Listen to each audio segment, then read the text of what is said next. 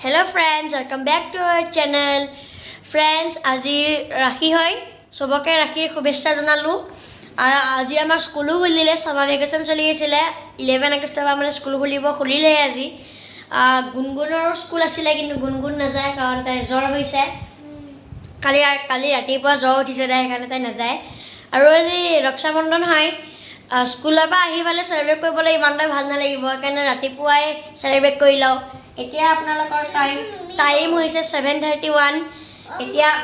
আমি ৰক্ষাবন্ধন তো ৰাখি গুনগুনে মোক